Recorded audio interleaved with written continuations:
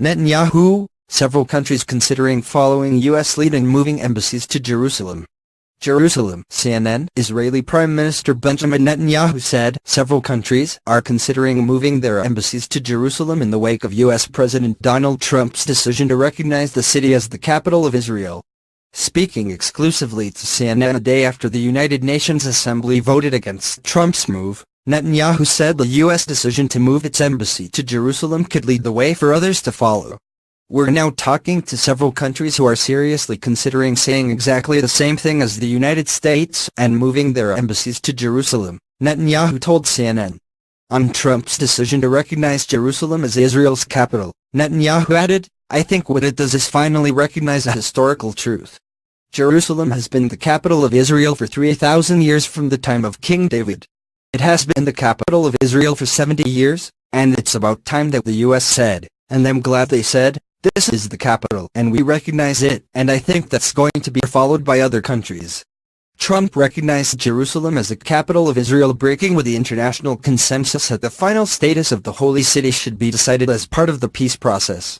Multiple United Nations Security Council resolutions have called for a Palestinian capital in East Jerusalem. If other nations follow Trump's lead, exactly as Netanyahu suggested, it would be a diplomatic victory for the Israelis and a blow to the Palestinians. Netanyahu would not specify which countries were in contact with Israel about moving their embassies, because I want it to succeed, indicating that the announcement isn't set in stone. Trump's decision to declare Jerusalem the capital of Israel was widely criticized by the international community. In response, leaders from the 57-member Organization of Islamic Cooperation recognized East Jerusalem as the occupied capital of a Palestinian state.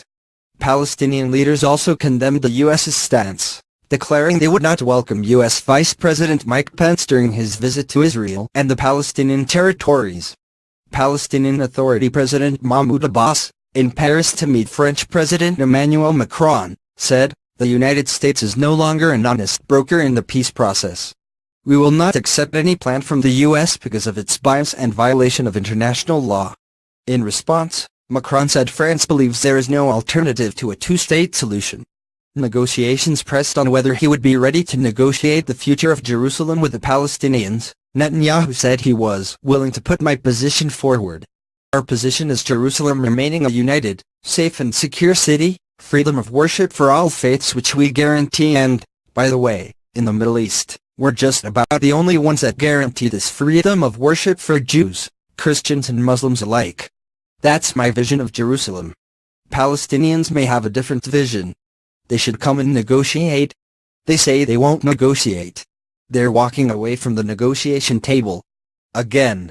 You want peace? Go to negotiate peace."